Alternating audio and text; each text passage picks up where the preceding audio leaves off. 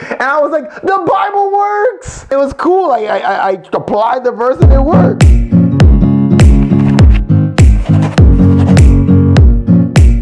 It's Wayne Jamel from Daily Devotionals, and today we're looking at Matthew chapter 5, verse 38 to 42.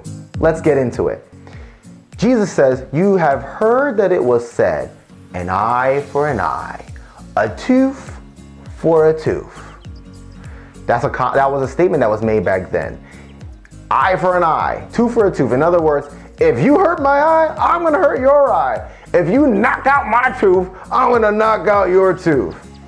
Well, they were trying to be like fair and like just, like even in terms of punishment. And that makes sense, right? And the reason why it was said in the Old Testament was because people like would get hit in the eye and they would try to like maybe chop off the person's head.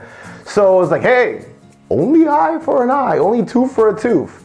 But Jesus takes it a step further. But I tell you not to resist an evil person. But whoever slaps you on your right cheek, turn the other to him also.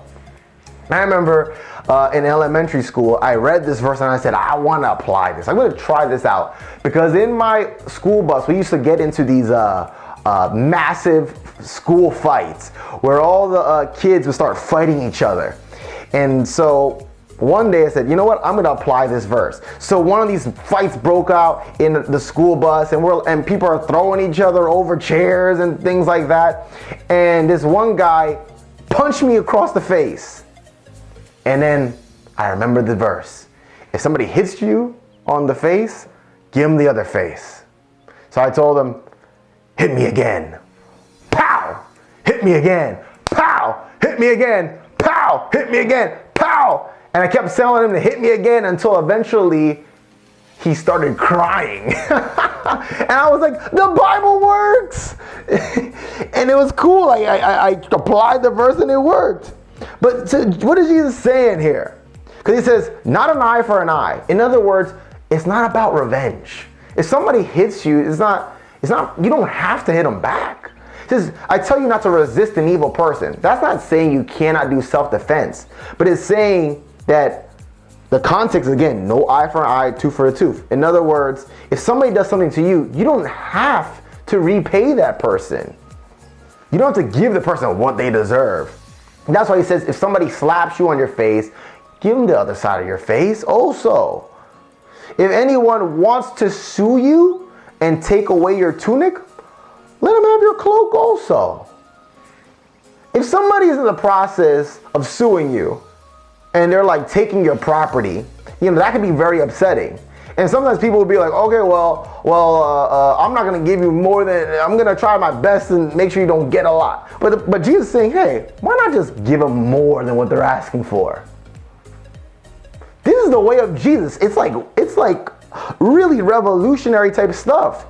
That's what, and then he says, and whoever compels you to go 1 mile, go with him 2. That's where people get like the statement, go the extra mile. Jesus literally is saying that. Go with them another mile. So if somebody comes to you and says, hey, I need your help. Not only do you help them, but go the mile with him to the second mile. Give to him who asks you. And from him who wants to borrow from you, do not turn away. How many times does somebody ask us for help and we don't want to help them? How many times does somebody want to borrow money from us and we're like, I don't know. And when somebody asks you for financial help, what do? Jesus is saying, give to him who asks you.